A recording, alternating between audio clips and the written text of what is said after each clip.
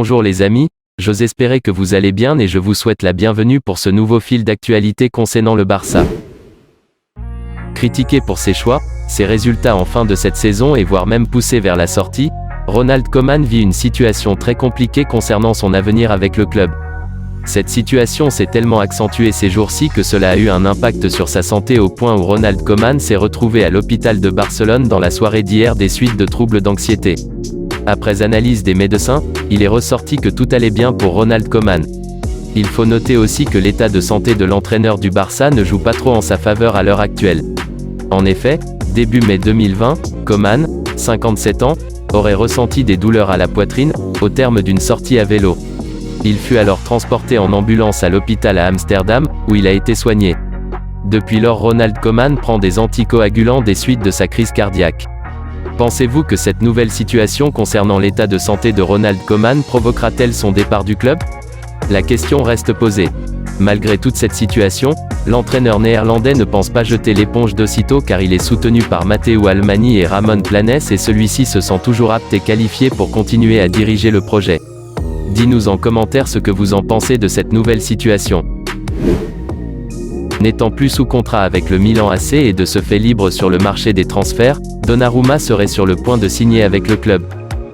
Son agent Mino Raiola s'est entretenu avec Barcelone ces dernières heures concernant sa probable signature. Le conseil d'administration du Barça quant à lui, décidera bientôt de signer ou non Donnarumma étant donné la bonne relation entre Raiola et Laporta.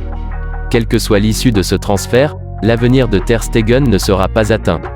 Il faut noter que cette signature pourra apporter un réel challenge à ce poste car il faut comprendre que Ter Stegen ces dernières années n'avait pas de réel concurrent à son poste.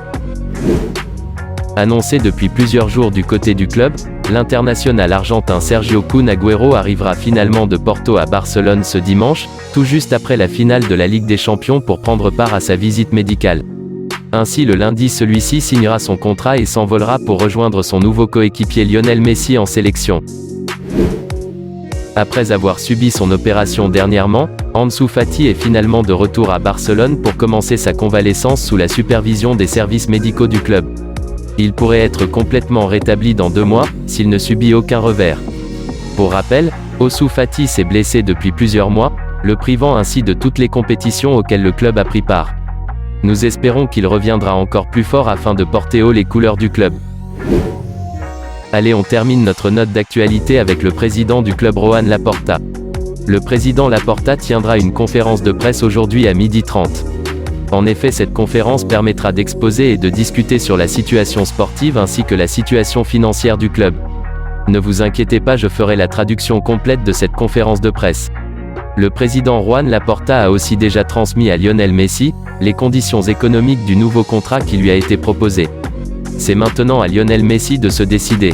C'est tout pour notre note d'information, n'oubliez pas de vous abonner, de liker et aussi partager cette vidéo afin d'avoir toutes les infos concernant le club au bon moment.